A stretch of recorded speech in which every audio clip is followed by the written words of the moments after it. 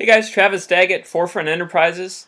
Just wanted to talk to you about rehabs, and hopefully you can learn from my trial and error, and finally trial and success, and my mistakes.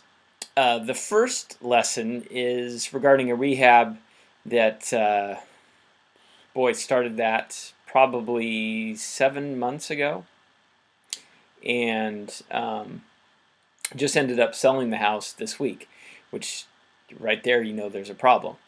So what I did wrong in that case, and again this is when I was relatively inexperienced with rehabs, is I just relied on the agent and the contractor almost completely.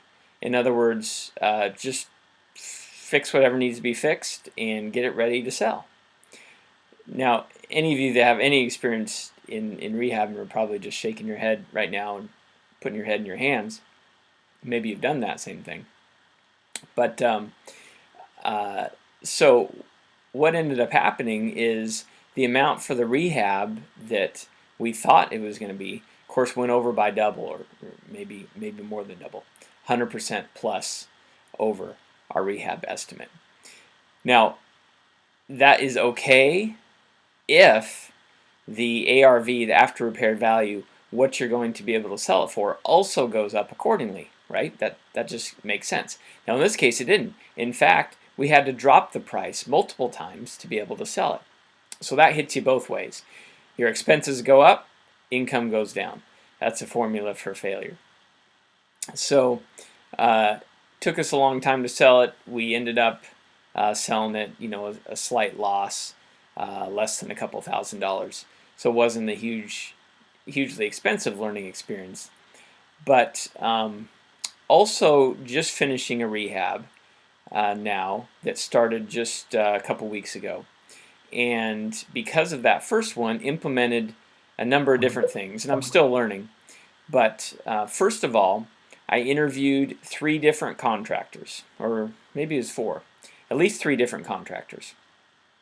Decided on to pursue one further, got references from him, and called and talked to at least 3 references, people that he'd done jobs for, and then decided to hire the contractor. Now then we agreed on a price up front. In other words, unless something unforeseen and unexpected that a reasonable person with expertise wouldn't be able to see ahead of time, the cost would be fixed. That's what it would be. Now, I agreed to give him 50% of the total cost of the rehab up front and 50% upon completion. Now, who would certify that the work was completed? Well, that's the agent. So I also talked to the agent, and of course she's very knowledgeable about what needs to be done to maximize the sales price for that house in that neighborhood. So she's a perfect person to certify the work completion. We did find some unexpected issues that were reasonable that he couldn't have foreseen, things pulling up the carpet, and so we ended up going over by about 30% on the rehab, which isn't the end of the world, because we also had because we're not lowering the price and what we're going to be able to sell it at.